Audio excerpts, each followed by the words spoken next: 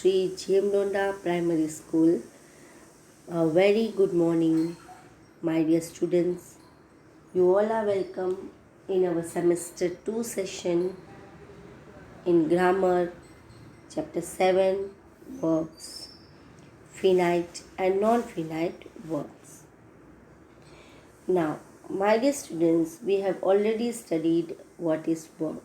Action doing words are called verbs, right? So, here a verb can be finite or non-finite. A finite verb is the main verb in a sentence. It has a subject and changes form to show tense and number. For example, I go to school. She goes to school. Here you can see I go to school. She goes to school. Yes. So, now a non-finite verb does not have a subject and does not change form to show tense or number. Your examples are he is having lunch, we are having lunch, she wants to take a break, they want to take a break, we can take a break soon, she likes dancing, her sister does not like dancing. So here also I'll give you the more example like and explain you the finite verb. Suppose I say he writes a letter to his mother. Fine. Now here who writes? Who writes the letter? He. He is the subject of the verb write. What does he write? A letter to his mother. So is the predicate of the verb write. Here the verb write also has a definite number and a definite person. Got it, my dear students? So now in infinitive also same, I am going to say the example. He tries to write a letter to his mother. Here I change the sentence from he writes a letter to his mother. He tries to write a letter to his mother. Who writes is the subject of the verb tries and not write as compared to first example.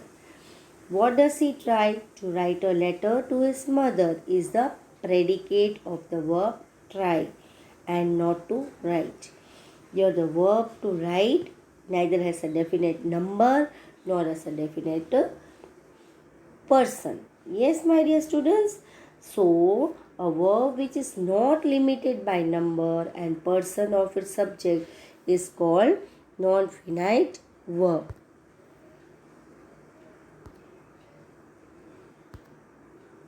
Now, non-finite verbs are of three kinds. Okay, here participle, infinitive, gerunds. It is in your textbook.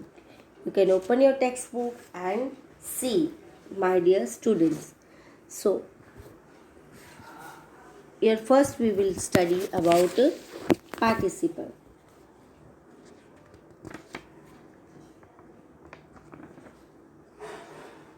So, the participle going, doing, having, etc. The present participle is a form of the verb ending in ing. It may be used both to form the verb tense as an adjective. When they function as adjective, participles modify nouns or pronouns. For example, grandfather is walking with a stick. Yes, and grandfather has a walking stick.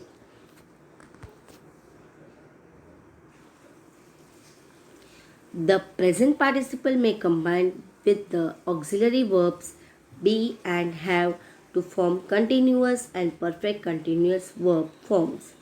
For example, they are preparing for their exams, that is present continuous tense. They have been preparing for a few weeks, present perfect continuous tense.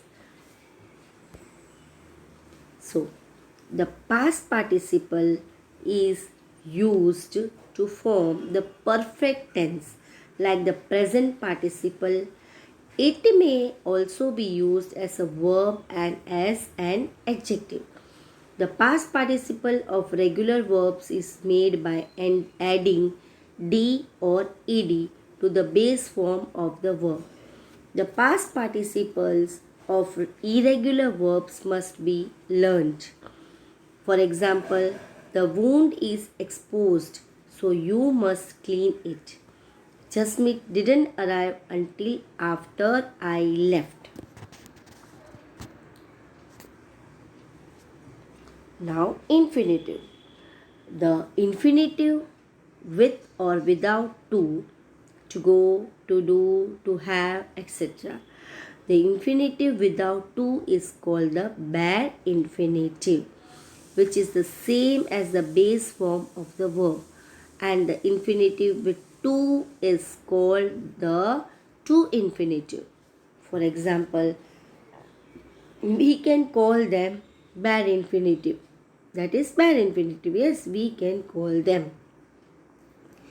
I will try to come to your house. To infinitive. Here I said in that definition, to is called the bare without to is called the bare infinitive, and the infinitive with to is called to infinitive. Remember, my dear students. So the two examples are given. We can call them. The to is not there. So bare infinitive. I will try to come to your house. To infinitive. We use the infinitive to show purpose, a result, or to express a comment. To complete this race, you must cross all the hurdles. So, infinitive. We use the bare infinitive after modal auxiliaries such as can, could, shall, will, may, must, and so on, and verbs such as see, watch, hear, feel, sense, let, help, make, and so on. So, my dear students, we have already learned about modal auxiliaries words. Yes. So, here the example is we shall overcome all the obstacles. We usually use the to infinitive after the verb in a sentence. We use it after adjectives and verbs such as effort, expect, offer, refuse, agree, hope, plan, seem, arrange, love, learn, pretend, threaten, decide, manage, promise, want. So, for example, the doctor advised him to eat healthy food. Okay, so here advised him to eat what food? Healthy food. So, we use the to infinitive after question words when, what, where, how, but not after why, when they appear in the middle of the sentence. For example, we does not know how to send an email. Now we will study about the gerund. The gerund, your swimming is my hobby. The gerund is the ing form of a verb that functions like a noun.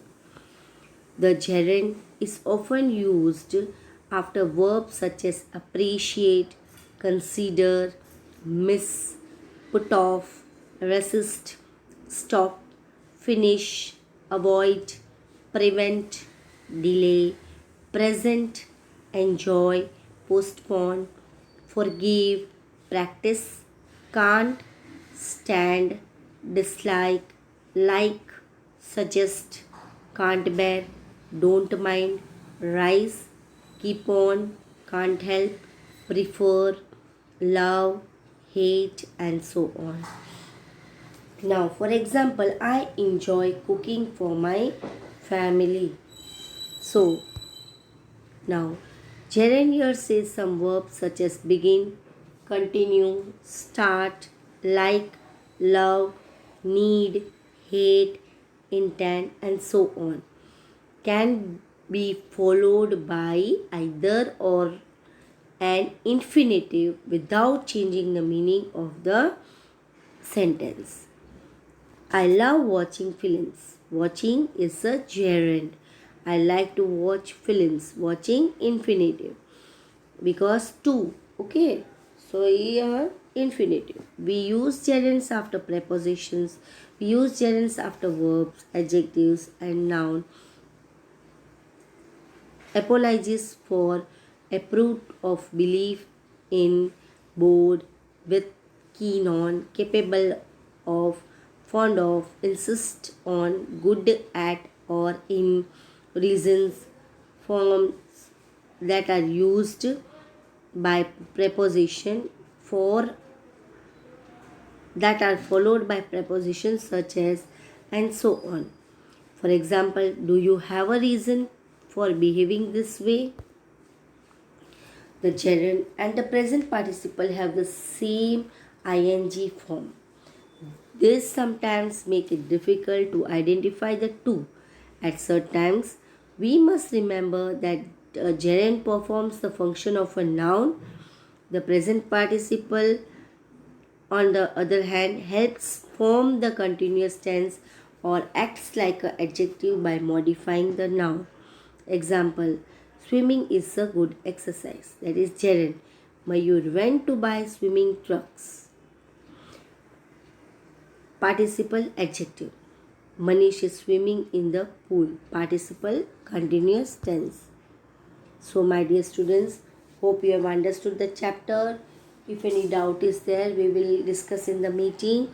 My dear students, read the chapter thoroughly. The examples, the forms, the rules, everything is given very clearly and very nice way. My dear students, write the exercises with pencil in your textbook. So till then, bye bye. Take care.